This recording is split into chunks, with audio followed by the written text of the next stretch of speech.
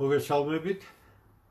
დღეს ხუთშაბათია, 21 საათი, მორიგი გადაცემა, ფაქტი მოვლენა კომენტარი, ანალიტიკური საუბერები დებურ გერხელიძესთან ერთად. მე ვფიქრობ, რომ ძალიან საინტერესო პროცესებია. მე დღეს 2 საათი იყო, მე მგონი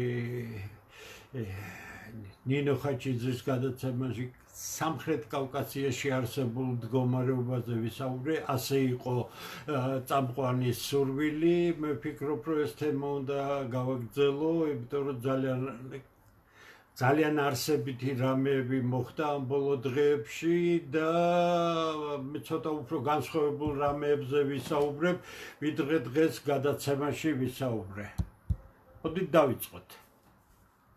პირველი რაც აუცილებლად უნდა იქნას აღნიშნული, ირანის პრეზიდენტის ვიზიტი სომხეთში.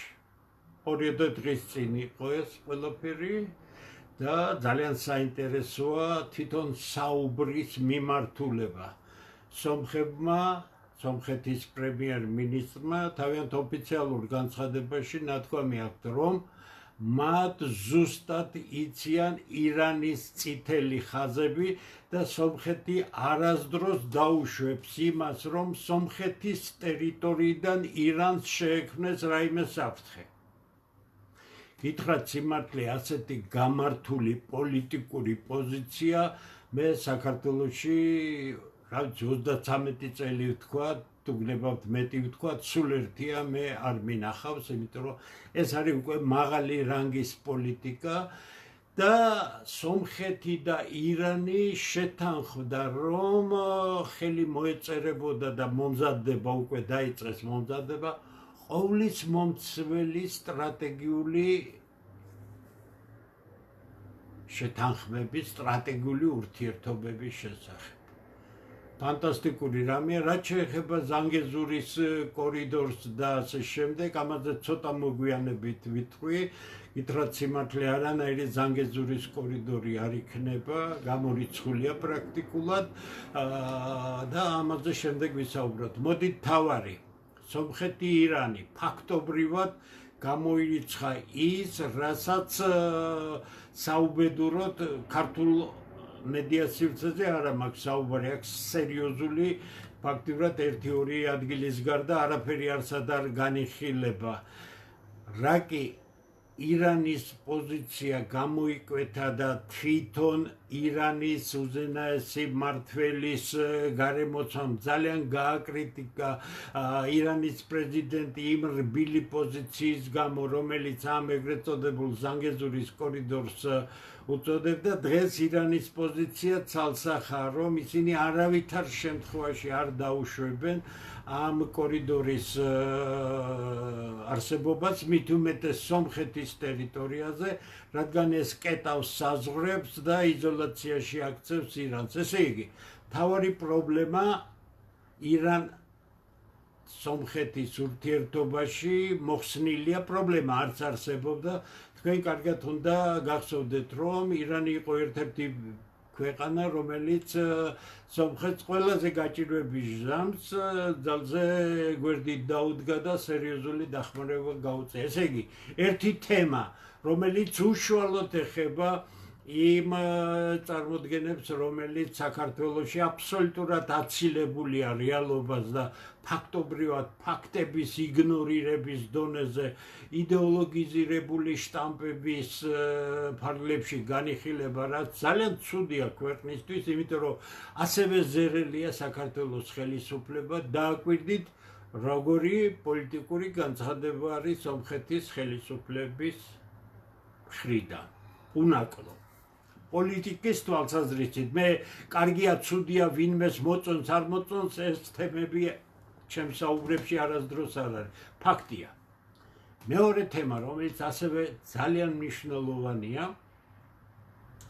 ირანის პრეზიდენტი მიფრინავს ბელორუსიაში, ხდება ბელორუსიის პრეზიდენტს, იქ არის მე ვადევნე, რაც შემეძლო ყურადღება და ფიქრობ, მთავარი არსები დავიჭირე და ძალზე სოლიდური საუბრები, როგორც ბელორუსიის პრეზიდენტის, ისე ირანის პრეზიდენტის მხრიდან და შეთანხმდა ყოვლის მომცველი სტრატეგიული პარტნიორობის შესახებ გაფორმდება ხელშეკრულება. თქვენ ეს ხელშეკრულებები იოლი რამე ნუ გონიათ.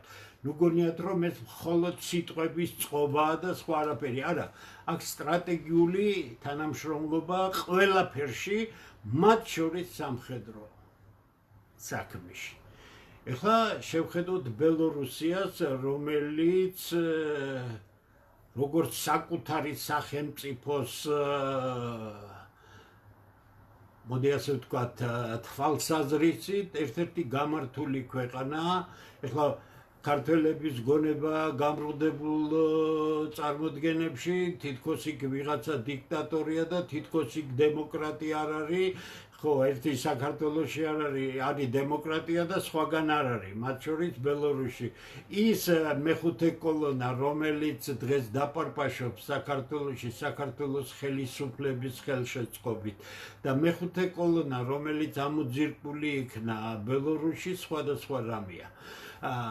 და სახელმწიფოებია სხვადასხვა. მთავარი რაც არის, რაშიც დიდ დახმარებას გაუწევს ბელორუს ირანი, რადგან საკმაოდ დიდად არის დაწინაურებული ამაში, ეს არის რაკეტმშენებლობა, მანქანათმშენებლობა, სხვა დარგები ეკონომიკისა ბელორუსში საკმაოდ მაღალ დონეზე არის, ყველაფერი ფუნქციონირებს და ლუკაშენკომ გაახმიანა ის, რომ მას უნდა შესთავაზოს რუსეთს სამოკავშირეო ხელშეკრულების ფარგლებში სარაკეტო ცენტრის მშენებლობა ბელორუსიაში და რაკი ბელორუსი ამ გზას ადგება, ირანი აქ ერთ-ერთი საუკეთესოა, იმიტომ ირანში ძალიან მაღალი დონის მეცნიერება, ძალიან მაღალი დონის განათლება არის, იმიტომ რომ ეს ყველაფერი რომ არ იყოს ვერ აისახებოდა იმ სამხედრო ტექნიკის მიღწევებში. ეხლა მოდით შევხედოთ იმას და მე ამას ვამბობ, იმიტომ რომ მე თვითონ ამ სფეროში მუშაობდი და ძალიან კარგად ვიცი რა არის, რაც ნიშნავს რომ ბელორუსის პრეზიდენტის განცხადება სარაკეტო ცენტრის, ანუ რაკეტის წარმოების და ასე შემდეგ, რატომ? ჯერ ერთი საფრთხე უჩნდება ბელორუსს, მას უნდა საკუთარი პოტენციალის გაზრდა, არსებობს სამოკავშირეო ხელშეკრულება რუსეთთან, ეხლა ჩნდება არანაკლები სიმჭიდროვის ხელშეკრულება ირანთან, სულ მალე, ალბათ, ძალიან მალე არა, მაგრამ მალე ამერიკის პრეზიდენტი ესტუმრება ალბათ ბელარუსს, რაც თავისთავად ნიშნავს ამ ქვეყნის წონის ზრდას და მნიშვნელობის ზრდას. ეხლა დაუბრუნდებით თემაზე.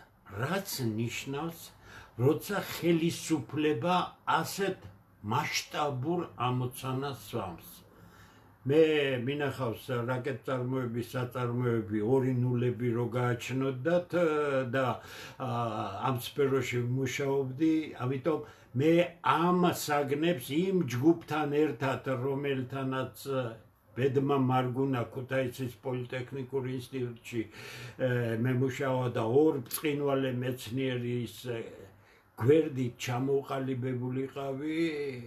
ეს იყო ჩვენი საერთო ხელმძღვანელი ნოდარ ვალიშვილი, მაშინ ინსტიტუტის რექტორი იყო, MVTU ბაუმანის სახელობის MVTU მოსკოვის ტექნიკური უმაღლესი სასწავლებლის, ახლა ტექნიკური უნივერსიტეტი ქვია, იმის ნომერ პირველი კათედრის, რომელიც საბჭოთა კავშირში საერთოდ ნომერ პირველ კათედრად იგი ითვლებოდა, მანქანების დინამიკისა და სიმტკიცის კათედრა. იმის პროფესორი 42 წლის ასაკში ის ჩამოვიდა ქუთაისში და მეორე პიროვნება, რომელიც მე მართლა დიდი ბედნიერება მქონდა მასთან მე მუშაობა, ეს არის ავთანდილ თვალწრელიძე, ფიზიკა-მათემატიკური მეცნიერებათა დოქტორი. შემიძლია გითხრათ თამამად, რომ დღესაც კი ნებისმიერ მსოფლიო უნივერსიტეტს დაამშვენებდა ის, იმიტომ საოცარი უნივერსალი იყო, საოცარი ცოდნის პატრონი იყო, საუბედუროდ ძალიან ადრე გარდაიცვალა და მოკლედ მე და ავთანდილი ნოდარვალიშვილის ხელმძღვანელობით იმ რაღაც იაშიკებში ვაკეთებდით ძალიან მნიშვნელოვან სამეცნიერო სამუშაოს, ყოველ შემთხვევაში იქ არავინ არაფერს არ გაგაკეთებინებდა, მნიშვნელოვანი რომ არ ყოფილიყო, მე დავდიოდი იქ, ხშირად მე დავდიოდით და მე მაქვს ნანახი ეს ყველაფერი. მე და ავთოს ქუთაისში ყავდა სტუდენტები, რომლებიც დღესაც კი უმაღლესი დონის სტუდენტებად შეიძლება ჩაითვალოს, სტუდენტების დონე რომ შევადაროთ და ისინი მსოფლიოს ნებისმიერ უნივერსიტეტში შეძლებდნენ გაეკაჩათ ნებისმიერი დონე და ასეც მოხდა. ძალიან ბევრი მოსკოვშია, ძალიან ბევრი გერმანიაშია, ზოგი კიდე პოსტსაბჭოთა სივრცეშია, ეს ძალიან მაღალი დონის მეცნიერები არიან.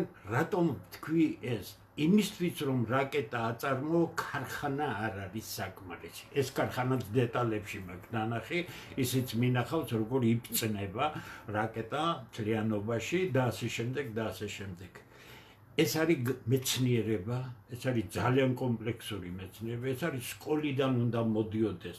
მოკლედ თუ შენ ასეთ სფეროებს ავითარებ სახელმწიფოში, შენ ავტომატურად კომპლექსურად ავითარებ იმას, რომლის გარეშეც აზრი არ აქვს ამ საწარმოს გაკეთებას. ეხლა მე რატომ გავაკეთე აქცენტი ამაზე? ქართველ ფანტასტიკური გონება-გახსნილობის ახალგაზრდებს. იქამდე მიუყვანეს ხელისუფლებმა საქმე, რომ ერთადერთი წარმოება, რაც უნახავთ, ეს არის მაკდონალდსის წარმოება. ანუ ბურგერებს და ამნაირ რაღაცებს, როგორ აქვს მეტი წარმოება ამ ახალგაზრდებმა არ იციან. მათ არ იციან ის სპეციფიკა, რომელიც ასეთი დონის საწარმოებშია. მათ არ იციან კვალიფიკაციის ის უმაღლესი დონე, რომელიც ახალგაზრდებს, ვინც იქ ხვდება, უკვე გააჩნიათ, თუმცა ახალგაზრდულ დონეზე და მთელი ინფრასტრუქტურა როგორ არის აწყობილი. ესე იგი, ირანი გითხარით, ის გონება გამრუდებული ქართველები რომ დასცინიან ირანს, როგორი გაუნათლებელი უნდა იყო, რომ ესე იგი ირანს დასცინო თავის განათლების დონით, თავისი ფანტასტიკური ძველი კულტურით, ეს ერთ-ერთი ყველაზე პირველი ცივილიზაციაა დედამიწაზე და იმ ტექნიკური მიღწევებით, რომელიც მათ აქვთ. ესე იგი, ბელორუსიც ადგას თავისი ქვეყნის ძალიან მყარად განვითარების გზას. ესე იგი, ეს ორი მომენტი. ირანის პრეზიდენტის ვიზიტი ერევანში, ირანის პრეზიდენტის ვიზიტი ბელორუსში და ორივეგან ერთნაირი გადაწყვეტილება ყოვლის მომცველი სტრატეგიული ურთიერთობის შესახებ ხელშეკრულებაზე ხელის მოწერა. მესამე არის რუსეთის მდგომარეობა, რომელიც გახმიანდა სახმელეთო ჯარების გაზრდას რამდენჯერმე აპირებს რუსეთის პრეზიდენტი. ეს უკვე გამოცხადდა ღიად. რაც ნიშნავს სახმელეთო ჯარების რამდენჯერმე გაზრდა. თუ თქვენ ყავდათ დაუშვათ 100,000 ჯარისკაცი, სახმელეთო ნაწილები, რამდენჯერმე არის 5-ჯერ და შეიძლება რუსები ხმარობენ სიტყვას ნაპარიადაკ ბოლშე, ანუ მთელი რიგით, ანუ მოდით ასე ვთქვათ, 10-ჯერ მეტოზეც კი არის ლაპარაკი. ჯერჯერობით არ არის საყოველთაო მობილიზაციაზე საუბარი, მაგრამ ამ ეტაპზე მგონი არ სჭირდება რუსებს, იმიტომ რომ მას იმ რეზერვისტებითა და უკვე მოდით ასე ვთქვათ, სამხედრო მომზადება გავლილი ხალხი ჯერ კიდევ საკმარისად აქვს, იმიტომ რომ უკრაინაში მას მიუხედავად იმისა, რომ გაძარდა იქ ფიზიკური ყოფნა ჯარის ნაწილებისა, იქ ჯერჯერობით მხოლოდ მიდიან ნებაყოფლობით კონტრაქტის სახით ჯარში გაფორმებული რუსი მოქალაქეები და ასეთი რეზერვი მას საკმაო ყავს. მაგრამ ითქვა, რომ შეიძლება ნაწილობრივი მობილიზაცია იქნას გამოცხადებული. რუსეთმა გამოაცხადა ბირთვული შეიარაღების, როგორც რუსეთის სუვერენიტეტის კიდევ უფრო გაძლიერება და იგი ფაქტობრივად თავის დაცულობას უკავშირებს იმ შეიარაღებას, როცა გარედან მისი მორევა პრაქტიკულად შეუძლებელი იქნება. ახლა შეუძლებელია მორევა, მიუხედავად იმისა, რომ ტვინ გამრუდებულ ქართველებს კი გონიათ, რომ ჟანგიანი ტანკების და ჩიპებს მაცივრებიდან, გადაყრილი მაცივრებიდან და სარეცხი მანქანებიდან იღებდნენ. მაგრამ მე რატომ გავამახვილე ამაზე ყურადღება დღეს ვთქვი ნინოსთან გადაცემაში და გავიმეორებ. მე მაგალითად რომ მქონდეს შესაძლებლობა ამ მოტყუებულ ახალგაზრდებს, რომლებიც იქ რუსთაველზე დადიან და რაღაც ამ ძალიან კარგ ახალგაზრდებს, მაგრამ შეცდომაში შეყვანილ ძალიან ბევრი კარგია. ცოტა უბედურია, იმას არაფერი არ ეშველება, ხო? კარგ ექსკურსიას მოუწყობდი რომელიმე განვითარებულ ქვეყანაში, თუ გნებავთ ირანი, თუ გინდა ჩინეთი იყოს, თუ გნებავთ რუსეთი იყოს და წარმოებას ვანახებდი. ამ ახალგაზრდებს შევიყვანდი ამ წარმოებაში, სადაც ატმოსფერო სრულიად სხვანაირია, სხვანაირი რეალობაა და ამას დავანახვებდი, რომ იმ მაკდონალდსის წარმოება, რომელიც მათ იციან, ხედავენ და იმ სულელური სპეციალობების გარდა, რომელსაც მათ მოტყუებით, ფულის მიტანით ეგრეთ წოდებულ ქართულ უნივერსიტეტებში ასწავლიან აბსოლუტურად უპერსპექტივო სპეციალობებს, ეს პოტენციალი მე რომ შემეძლოს დღეს გადაწყვეტილების მიღება, ეს არის უდიდესი სიმდიდრე საქართველოსისა, რომელიც ნადგურდება მიზან მიმართულად. აქ შეიძლება იმიტომ ქართული გონები გახსნილობა იმ დონეზეა, მე კიდე გეუბნებით, სტუდენტები იყვნენ და იმათ უკითხავდი ისეთ საგნებს, რომელიც აი უნივერსიტეტის მათემატიკისა და რომ იტყვიან საინჟინრო ძალიან მაღალი, აი მაგალითად მანქანების დინამიკა და სიმტკიცე. საქართველოში ამის მომსმენი არც მაშინ იყო, ვინმე ეს ჩვენთან იყო, ხოლოდ არც დღეს არის, ხო, მაგრამ რატო გეუბნებით ამას? მე ვიცი ქართველი ახალგაზრდების დონე, იმიტომ ვარ მე ასე აგრესიული ხელისუფლების მიმართ, რომ მათ განათლების სისტემა მოწმეს. ეხლაც რაღაც სულელური რეფორმა შემოაქვთ, რომელიც საერთოდ არაფერს არ დატოვებს ამ ნიჭიერებიდან, არ და საქართველოს ჭირდება საბუნებისმეტყველო მეცნიერებები, ტექნიკური მეცნიერებები, ამ ნიჭის გამოყენება. ისინი რაც შექმნიან, ჩვენ ამას ვერ დავგვეგმავთ. ნიჭიერი კაცი, როცა თავის თავში იგრძნობს ძალას, რაც გააკეთებს, ეს არაპროგნოზირებადია. სწორედ ამ გარემოს შექმნა მისცა დასავლეთს იმ კოლოსალური წარმატების მიღწევა, რომელიც მიაღწიეს და რომელიც შემდეგ ბოლო 30 წელი გაანადგურეს და ეხლა LGBT პრაიდებით ერთობიან და ლამის გაწირეს თავიანთი ერთდროს ძალიან ძლიერი ქვეყნები. ესე იგი, რუსეთში იწყება სერიოზული, კიდე გეუბნებით, გადაწყობა სამხედრო სფეროში და ეს სრულიად შემთხვევითი არ არის. ევროპელები ძალიან ცუდად არიან აცუნდრუკებული. თუ თქვენ მიაღწიეთ ყურადღება შეერთებული შტატების პრეზიდენტთან ევროპის ქვეყნების კარიკატურული ლიდერების ჩაცვლას და რაღაცების შეთანხმებას, ამის შემდეგ დონალდ ტრამპმა მისცა ძალიან მნიშვნელოვანი ინტერვიუ, სატელეფონო ინტერვიუ Fox News და შემდეგ ჯეი ვენსმა გააკეთა ასევე ძალიან მნიშვნელოვანი გადაწყვეტილებები. ჩემი მეოთხე თემა არის ის, რომ ევროპა დარჩა თამაშს გარეთ. ევროპა წლებია ვაცხადებ და ვინც ჩემ გვერდს ადევნებს და ვინც ჩემს ინტერვიუებს ადევნებს თვალყურს, კარგად იცის, მე ყოველთვის ერთი და იგივე ვსაუბრობ, ეს არის ჭაობი, ეს არის უპერსპექტივო წარმონაქმნი და მე განსაკუთრებით მგონავს ის, რომ ყოველ დღე ჩავრთავ, როცა სახლში შემოდივარ, ჩემი მეუღლე არ მუშაობს და პენსიონერია და სახლში არის, მე ხდება იქ საინფორმაციოები, ეგრეთ წოდებული, რა ქვია, იმედი ხო და კიდე რაღაც ტელევიზიები, რომლებიც დღე-დაღამე 2 დღეა დღეს მე ერთი და იგივე მესმის, რომ თურმე საქართველოს სასამართლო სისტემა ევროკომისიის მიერ ევროპაში საუკეთესოდ არის 5 თეულში არის და მიდის საუბარი, რომ ესენი ევროკავშირში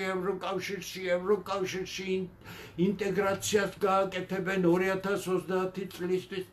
ესე იგი, საქართველოს ხელისუფლება ისევე განადგურებულია ამ დამპალი იდეოლოგიით, როგორც მისი სულის ჩამდგმელი ოპოზიციაც. აბსოლუტურად ერთნაირები არის. ქვეყანა დააკვირდით, რატომ შევქმენი ეს ფონი, რაზე ფიქრობენ სახელმწიფოები, სად მიდიან და სად მიდის ქართული სახელმწიფო. ტურიზმის განვითარებაში, განათლება, რატო ნახა ტურისტის მომსახურებას 5 წლიანი სწავლა და 20 წლიანი სწავლა. ფულს მიიტანს 3 წელიწადში იმ დიპლომს მოგცემენ, ქართული მენტალიტეტი დაკმაყოფილებული იქნება, უმაღლესი სასწავლებლის რაღაც უაზრო დიპლომი გიკავია ხელში და დაეგერა რემერე ხელოვნური ინტერნეტი ადგებ და კითხავ და იქნები გამართული კაცი, ხომ? საქართველო იჭრის თავის მომავალს. ამიტომ მეოთხე თემა, ევროკავშირი ყველა ამ გეოპოლიტიკურ პროცესში აღმოჩნდა მაგიდის გარეთ, ვერავითარ ჯარს კიდე გეუბნებით, ევროკავშირის ქვეყნები, რომ უკრაინაში ჯარს განათავსებენ, როგორც უსაფრთხოების გარანტებს. უკრაინისთვის აგერა ხარ თქვენ და აგერა ვარ მე, თუ ეს შესაძლებელი, ჯერ არავინ არ იცის, რით დამთავრდება უკრაინის საკითხი. იქ საშინელება, რაც ხდება, ფაქტურად ფრონტი გარღვეულია. დღესაც არ მინდა ამ თემაზე ვისაუბრო, იმიტომ ძალიან მტკივნეული თემა. ხალხი ნადგურდება, ათასობით ნადგურდება. გასაგებია, ის პრეზიდენტი, ვითომ პრეზიდენტი რაღაცეებს აკეთებს, რაღაც დადის ევროპაში, ზელენსკიც არავინ არ არის, ხაზს უსვამ. ამერიკელებმა ბრწყინვალედ გააკეთეს ის, რომ დატოვეს უკრაინა და ეს იყო რუსეთის ინტერესებში, რომ უკრაინაში ამ ჭაობში არ მომხდარიყო შეერთებული შტატები. შეერთებულმა შტატებმა ძალიან გლობალური ნაბიჯებით შესანიშნავი სვლები გააკეთეს და ფაქტობრივად უკრაინა ევროპელებს დაუტოვეს. გინდა ომი იომეთ, ოღონდ იარაღი ჩვენთან და იყიდოთო. გასაგები ევროპას არაფერი არ აქვს და კიდე გეუბნებით, არაფერი არ ექნება. ევროპელებს ფული არ აქვს. იმისთვის, რომ მათ იარაღისთვის ფული გაიჩინოთ, საკმაოდ მაღალი პროცენტით უნდა ისესხო.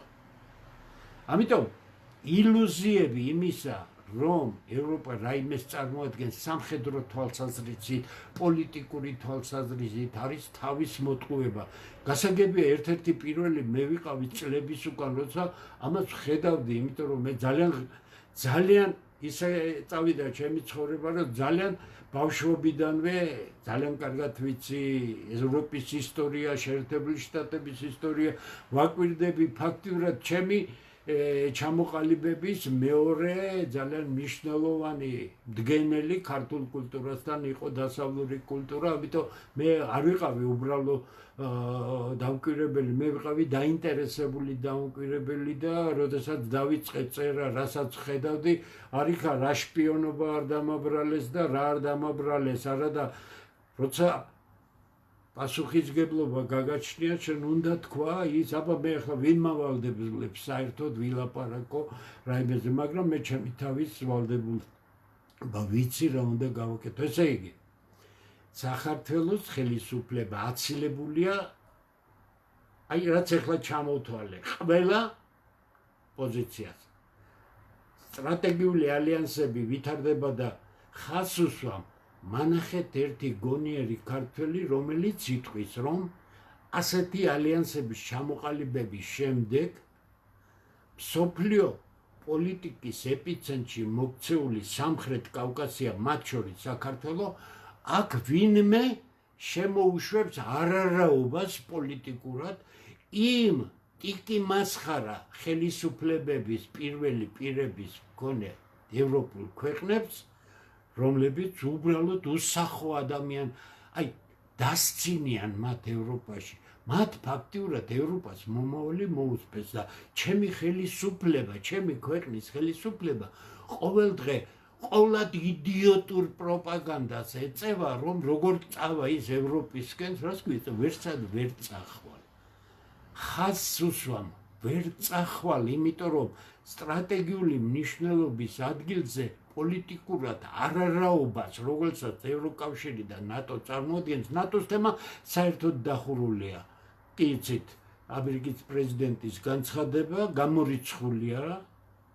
საქართველოს კი ეს ტიკი-მასხარობა საკუთარ კონსტიტუციაში აქვს შეტანილი, ამიტომ ნახეთ რა ჭაობშია ქართული სახელმწიფო, ნახეთ რა ჭაობშია მისი ხელისუფლება და რა ჭაობშია ის ხალხი, რომელიც ამ ხელისუფლებას მხარს უჭერს და კიდევ საკუთარი შვილი და მომავალი არ უნდა მას საკუთარი შვილი და ოჯახი არ უნდა მაგის მომავალი, თორე როგორ შეიძლება ასეთი ბნელი იყო ადამიანი, რომ ხედავ მსოფლიოში ხდება რაღაცეები. კარგი, თქვენ არ მე დღეში 4-5 საათი ყველაფერ ამას ვადევნებ თორქუს და გეუბნებით, რომ ეს ხდება აზერბაიჯანის თემა, რომელიც მთხოვეს კიდეც და ეს მეხუთე თემა არის, რომელიც უშუალოდ უკავშირდება საქართველოს, ქართული სახელმწიფოს დღევანდელ ვითარებას და პერსპექტივებს.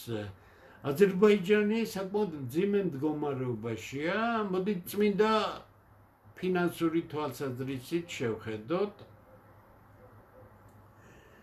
აზერბაიჯანის ნავთობში აღმოჩენილი იქნა ქლორიდები და ფაქტობრივად ბაქო-თბილისი-ჯეიხანი დაბინძურებულია მთლიანად ამითი.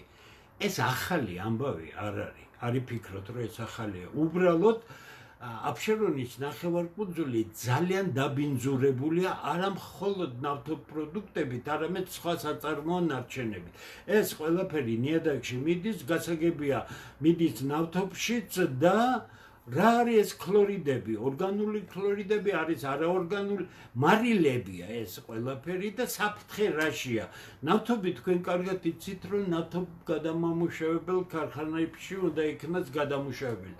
აი იქ სადაც ეს ორგანული ქლორიდიანი ნავთობი არის, ის აბსოლუტურად ანგრევს ამ აპარატურას, კოროზიას იწვევს, რაც საშინელებაა ტექნოლოგიური პროცესისათვის.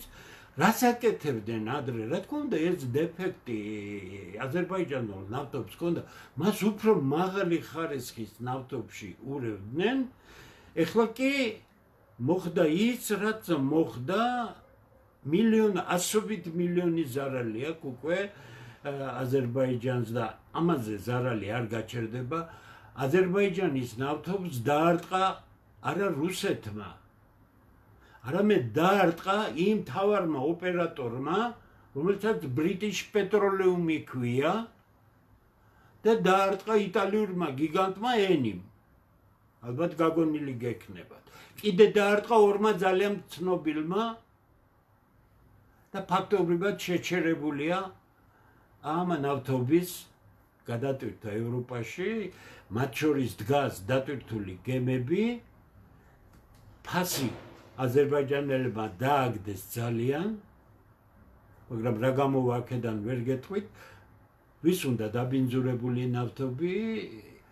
რუმინელებმა მოიგონეს სისულელე. ეს ვერ არის თლად კარგად ხალხი, რომ რუსებმა საქართველოს ტერიტორიაზე გახერხეს ბაქო-თბილისი-ჯეიხანი და რამდენიმე კასრი ქლორიდი ჩაასხეს ნავთობში და ამით დააბინძურეს ყველაფერი, ცრული სისულელე, რა თქმა უნდა.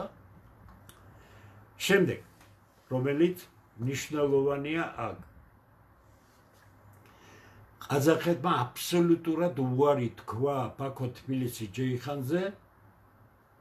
ბაქო-თბილისის ჯეიხანის ნავთობს ადენი სრული დატვირთით არასდროს არ ყოფილა დატვირთული. რამდენი წელია უკვე რომ მუშაობს. ძირითადად აზერბაიჯანის ნავთობი იყო, ცოტა თურქმენული, ისიც როგორ იყო, იტყვით, ალიევი საკმაოდ ძუნწობდა ამაში. ყაზახეთი ცოტას ატარებდა, მაგრამ ეხლა ოფიციალურად ყაზახეთმა უარი თქვეს ბაქო-თბილისის ჯეიხანზე და თენგიზი, ნოვოროსიისკის, ანუ მთელი ყაზახური ნავთობი რუსეთის გავლით წავა ექსპორტზე. მე მგონი ყველა გონიერმა ადამიანმა იცის, რას ნიშნავს ეს. მთელი თურქმენეთის ნავთობი რუსეთის გავლით მიდის ექსპორტზე. დავა თუ არის სამხრეთ კავკასიაში და არის აზიაში, არის სწორედ ამ გიგანტური კასპიის ბასეინის ნავთობზე კონტროლის დამყარებისათვის და ტრასებზე კონტროლის დამყარებისათვის. არაერთხელ ავხსენი ეს ყველაფერი. ეს წმინდა რომ იტყვიან ბიზნესის და ფინანსური მხარის თემას შევეხი ახლა, იმიტომ რომ აზერბაიჯანის ბიუჯეტი 60%-ზე მეტად დამოკიდებულია ნავთობპროდუქტების და ბუნებრივი აირის დან მიღებულ შემოსავლებზე. ამიტომ აზერბაიჯანს ყველაფერი რომ იდეალურად დარჩეს, მხოლოდ ეს საკითხი, ეს არ მოგვარდება, ეს არ არის იოლი მოსაგვარებელი, ეს შეუქმნის სერიოზულ ფინანსურ პრობლემებს. პოლიტიკური პრობლემები ალიევისა დღეს სახეზეა და ეს პრობლემები მან თავად გაუჩინა თავის თავს, როდესაც ბრიტანეთის მეფესთან შეახვედრეს, შემდეგ უკვე მისი პატრონი მი-6 გახდა და მომართეს იგი ისე, რომელმაც აზერბაიჯანს შეიძლება კოლოსალური სირთულეები გაუჩინოს. მე არ მინდა ეხლა ვარაუდები ავაგო, თქვენ კარგად იცით, ისრაელ ირანის 12-დღიანი ომის დროს ირანმა პრეტენზია წაუყენა აზერბაიჯანს, მართალია მცირე დაბომბები იყო, მაგრამ თავრიზი დაიბომბა აზერბაიჯანის ტერიტორიიდან, ეს გააფრთხილეს ირანელებმა ძალიან მაგრად. აზერბაიჯანი ეცადა გაეთამაშა ირანის აზერბაიჯანის მოქალაქეების აზერბაიჯანელობა და რაღაც შიგა ბუნტის მაგვარი მოეწყოთ, მაგრამ ისინი შეიკრიბნენ ძალიან დიდ დემონსტრაციაზე და ალიევს შემოუთვალეს ღიად, რომ ისინი პირველ რიგში ირანელები არიან და შემდეგ არიან აზერბაიჯანელები. ესე იგი, ეს ნომერი ჩაიხშო. რუსეთის წინააღმდეგ გადადგმული აბსოლუტურად ულოგიკო და უაზრო ნაბიჯები აზერბაიჯანს უდიდეს პრობლემებს მოუტანს მალე. არავითარი აზერბაიჯანს სომხეთის სამშვიდობო ხელშეკრულებას ვაშინგტონში ხელი არ მოწერილია,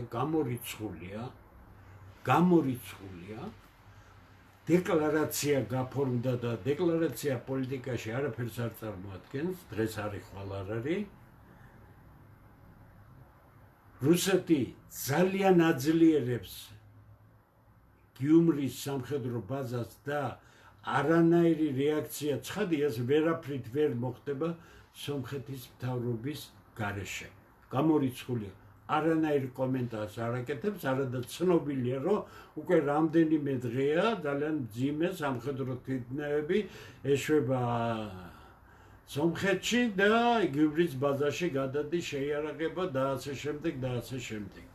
ესე იგი, რაღაც ძალიან სერიოზულ ცვლილებებთან გვაქვს საქმე ჩვენს სამეზობლოში.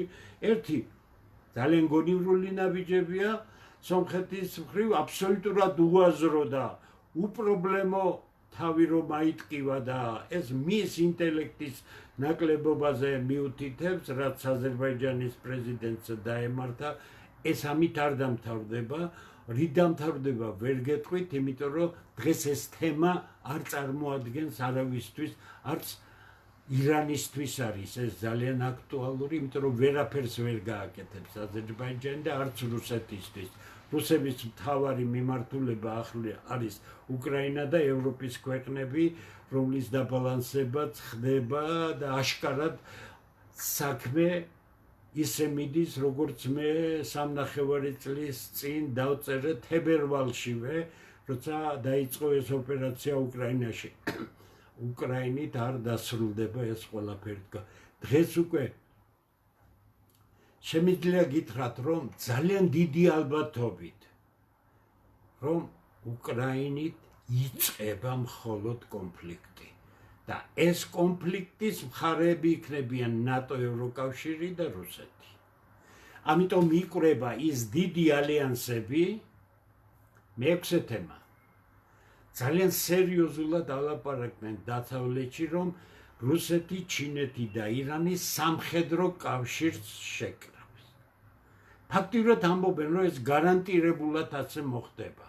ეხლა მე გეკითხებით, თუ შეგიძლიათ და ყველა შეგიძლიათ, იმიტომ რომ დიდი მადლობა, რომ ამდენი გონიერი ადამიანი უსმენს ჩემს გადაცემას, რომელიც მე კიდევ უფრო 10 მაგ პასუხისგებლობას მაკეთებ, თუ შეუძლია ვინმე წარმოიდგინოს, რაც ნიშნავს დღეს რუსეთ, ჩინეთ, ირანის სამხედრო კავშირი. კოლოსალური ძალა იქნება. ალიასკაზე მოხდა ის, რაც საქართველოში არაფრით არ უნდა გაიგოთ. ორი ბირთვული გიგანტი ლამის დაპირისპირებამდე მისული რაღაც ფანტასტიკური შემოტრიალება მოხდა. კიდე გეუბნებით, კარგად უნდა გავიაზროთ. ის რაც ჩვენ ვნახეთ ალასკაზე, ეს უბრალო მომენტი არ იყო. ვის უნახავს ამერიკის პრეზიდენტს პროტოკოლი დაერღვიოს და აეროპორტში დახვედროდეს ვინმეს. როგორ ეხლა ტრამპი ადგა და თავისინებით ეს რა საქართველო კი არ არის ვირეშმაკაბელადი, რასაც უნდოდეს იმას აკეთებდეს. არა. ტრამპის უკან უზარმაზარი ელიტა, ძალიან დიდი ძალა დგას. ამიტომ ეს რაღაც დიდი შეთანხმების შედეგია. მე ვაკვირდები ყოველდღე ამერიკულ პრესას და არა მხოლოდ პრესას, არამედ ვაკვირდები გონებრივი ცენტრებში რა იწერება. უნდა გითხრათ, რომ არავინ არაფერი არ იცის, რა შეთანხმება იქნა მიღწეული ალასკაზე. ყველა მიცის, რომ რაღაც დიდზე არიან შეთანხმებული, რომელიც გაგრძელდება, იმიტომ რომ ეხლა იცით თქვენ ტრამპი აპირებს რუსეთში ჩამიდეს, ალბათ გაცხადდება მალე ზუსტად თარიღი როგორ იქნება და ასე შემდეგ და ასე შემდეგ, ესე იგი რაღაც დიდი ხდება. ეხლა მე გეკითხებით, იმ ფონზე რაც მე ეხლა ვთქვი, ეს ხო სულ უახლესი პერიოდის ამბებია. როგორ იქცევა საქართველოს ხელისუფლება? შარშანელთან, შარშანწინდელთან შედარებით რაიმე განსხვავებას ატყობთ? ეს საშიშია. ძალიან საშიშია, გითხრათ სიმართლე. იმიტომ რომ თუ საქართველოს ხელისუფლებაში გონიათ, რომ ვინმეს მოატყუებენ, ძალიან მაგარი შეცდომა არის. თუ ვინმეს გონია, რომ ამიერკავკასიიდან და ასე შემდეგ ირანს, რუსეთს გაყრიან, აქ შემოვლენ და საქართველოს ესე იგი ექნება სრული კარდ ბლანში, რომ შეიჭრეს აფხაზეთში და დაიპყროს აფხაზეთი და აქ ამერიკული ტერიტორია გაჩნდება და ესე იგი განაგებს. კიდე გეუბნები, მე ერთი მხრივ მაშინებს ის, რომ ქართული დღევანდელი საზოგადოების რაღაცა ნაწილი ფსიქიკურად ნორმალური არ არის. იმიტომ რომ ეს აისახება საჯარო ქცევაში, ეს აისახება ქცევაში, რომელიც აშკარად გამოხატული კლინიკაა, იმიტომ რომ ნორმალური ადამიანი არ შეიძლება ასე იქცევოდეს. ამიტომ ჩემი მთავარი მიზანი დღევანდელი გადაცემისა იყო, აი მე თქვა მთავარი რამეები, რაც ჩვენს ირგვლივ ხდება, რაც მე ჩამოვთვალე, ყველაფერი ეხება ქართულ სახელმწიფოს. მაგრამ არაფერი არ აქვს აღებული, დაჭერილი საქართველოს ხელისუფლებას. ეს ისევ თავისავს, იცით თქვენ ერთი 90-იანებში ცნობილი კომპოზიცია იყო, ეს ასე უბერავს და ის ისე უბერავს. ჩვენი ხელისუფლება ასე და ისე არ უბერავს, როგორც დასაწყისში დაუბერა უაზრობა, იგივე უაზრობას უბერავს. ახლა რაც სულაც არ არის კარგი. საქმე რატომ არ არის ასე იოლად? ხდება უდიდესი გადაწყობა. ვინც გეოპოლიტიკურ შეცდომას დაუშვებს, სახელმწიფოებრიობიდან გაქრება. ხასუსა მე ჯერ კიდევ წლების წინ დავწერე, როდესაც დავინახე, რომ აქეთკენ 21 საუკუნე არის სუსტი სახელმწიფოების განადგურება, გაქრობის საუკუნე. ეხლა ქართული სახელმწიფოს წინაშე გაიხსნა ოფციები, რომელიც გამოყენებული თუ არ იქნება, ეს ოფციების გამოყენება გონივრულად არა მარტო აძლიერებს ქართულ სახელმწიფოს, მის წინაშე არსებული პრობლემების გადაწრის საშუალებასაც იძლევა.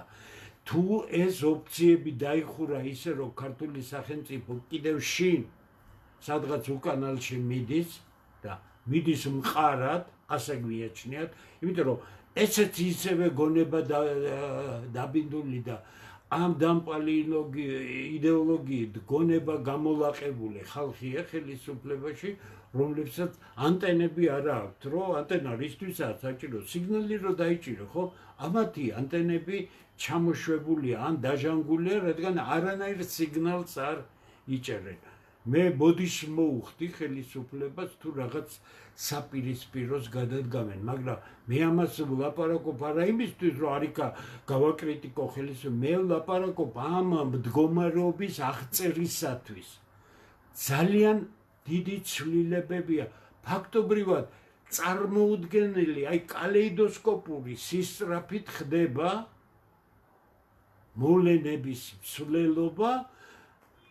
გარდა საქართველოში არაფერი არ ხდება, გარდა დემაგოგიისა, გარდა შინ ევროპაში სვლისა, გარდა იმ ლაყე. მე ვიტყოდი, რომ აი დღეს თქვი გავიმე, მათრახით გასალახია იმ ტელევიზიების პატრონები, თუმცა ყველა ამ ტელევიზიის მფარველი, რა თქმა უნდა, ხელისუფლების უმაღლესი პირია. ამიტომ მარტივად არც აქ არ არის საქმე. აი ეხლა 6 მთავარი თემა ჩამოვაყალიბე, რომელიც ძალზე აქტუალურია საქართველოს პირობებში, ძალზე მნიშვნელოვანია და ჩვენ როგორმე უნდა შევძლოთ ის, რომ აი იმიტომ საუბრობთ ჩვენ ქართველთა დიდ გაერთიანებას, რომ ეხლა ჩვენ სრულყოფილად ძალად ვიყოთ ჩამოყალიბებული, ხელისუფლებას დავაყენებდით იმის წინაშე, რომ ჩამოეყალიბებინა რას ფიქრობს.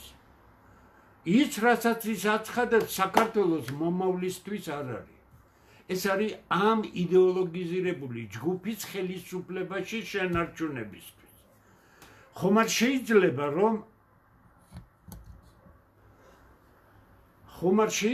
რომ ასე გავაგრძელოთ. ამიტომ მოდი ვიფიქროთ, გავიაზროთ ეს ყველაფერი, ვიყოთ ერთმანეთთან კონტაქტში, კოორდინირებულები, კავშირების სხვადასხვა საშუალებები არსებობს და შევძლოთ როგორმე ამ ქვეყნის დგომა, გვერდით დგომა, რომ მოვლენებზე მოვახდინოთ ზეგავლენა, თორე მე ძალზე მეეჭვება, რომ საქართველოს ხელისუფლებამ შეიძლება გონიერი ნაბიჯი გადადგას სახელმწიფოს პერსპექტივისთვის, არანაირ ოფციის გამომყენებელი ეს ხელისუფლება არ არის.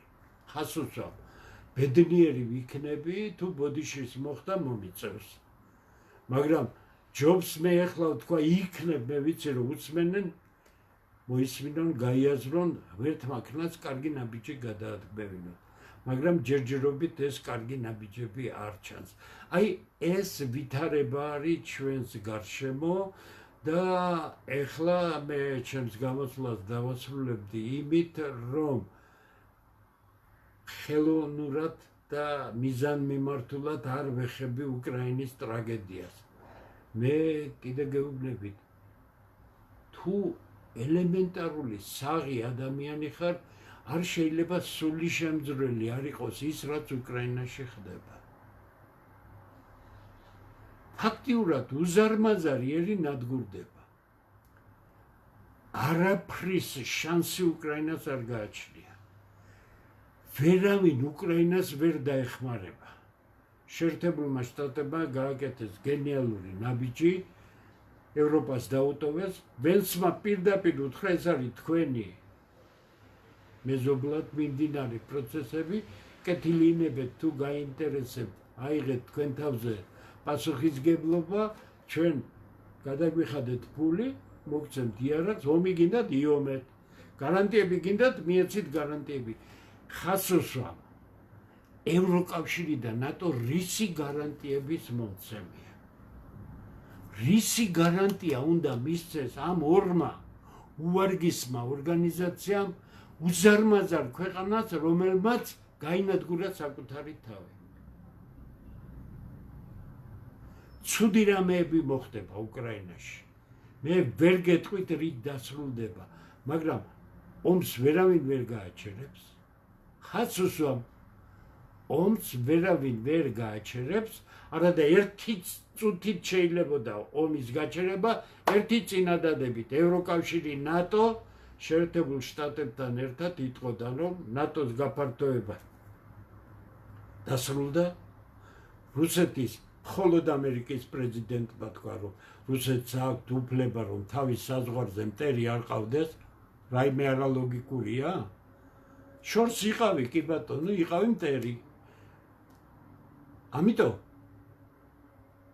ამერიკელები რატომ მივიდნენ ამ დასკვნამდე არა იმიტომ რომ საფრთხე გაჩნდა დაპირისპირებისა არამედ ამდენი სამნახევარი წლის წინა ადმინისტრაცია შეერთებული შტატებისა ეს იყო რაღაც სრული კატასტროფა ამერიკისთვის ახალმა ადმინისტრაციამ ანუ ხელმეორედ მოსულმა ტრამპმა რომ გითხრათ თავიდან სიმართლე აზზე იყო რაში იყო კონფლიქტის აზრი არ იყო აღიარა კიდევაც თვითონ ეხლა ამდენმა მუშაობამ გამოიწვია ის რომ ამერიკელები რუსების მეგობრები კი არ გახდნენ ამერიკელები მიხვდნენ რა პოზიცია აქვთ რუსებს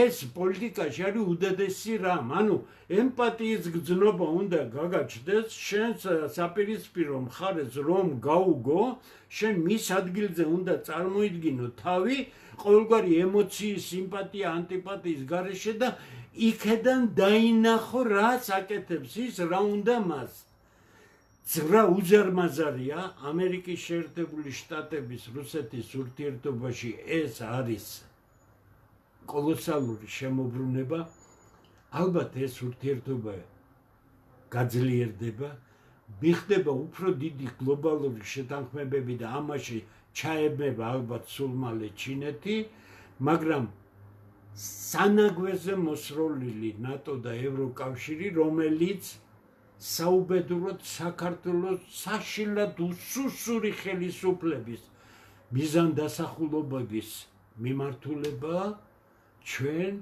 მომავალს გვართმევს და ქართულ სახელმწიფოზე ვსაუბრობ მე და ქართულ კულტურაზე თორე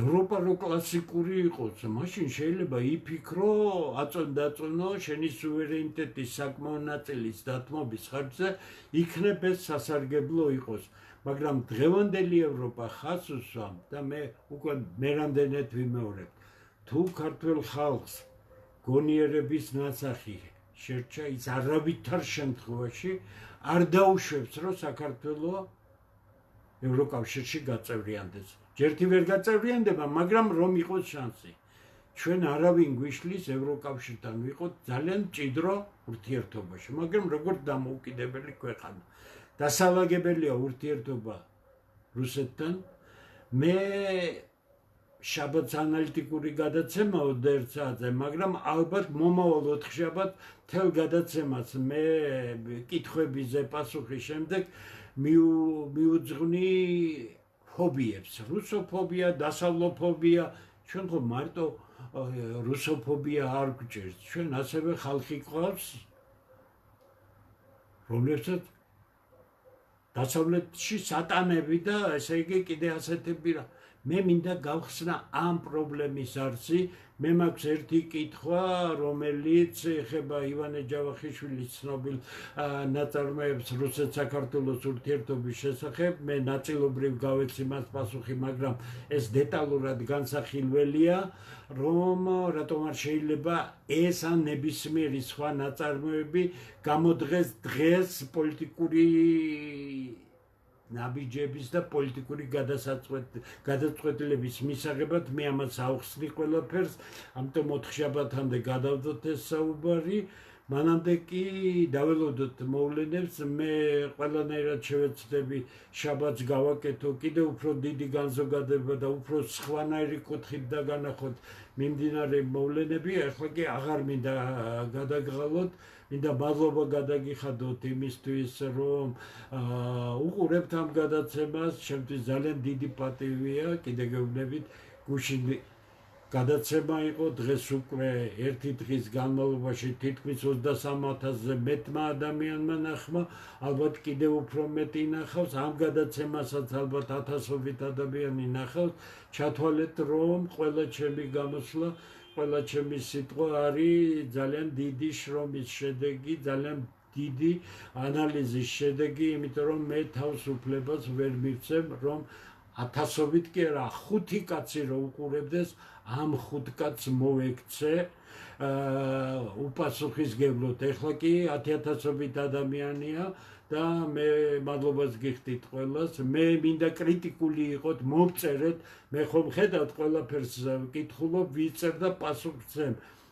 მომწერეთ, თუ რაიმე არ გაკმაყოფილებთ, თუ რაიმე კითხვა არის, მე აუცილებლად ყველაფერს ვუპასუხებ, იმიტომ რომ ჩემი მიზანი არის სწორედ რომ ჩვენ მოძებნოთ ის ხედვები, რომელიც მოგცემს მოვლენათა ნათლად წარმოდგენის საშუალებას და მერე უკვე როცა გვეცოდინება რა ხდება, ჩვენ ინტუიციურადაც კი მივხვდებით, რა უნდა გააკეთოს საქართველოს ხელისუფლებამ, საქართველოს სახელმწიფომ, რომ ხვალინდელი დღე უკეთესი იყოს.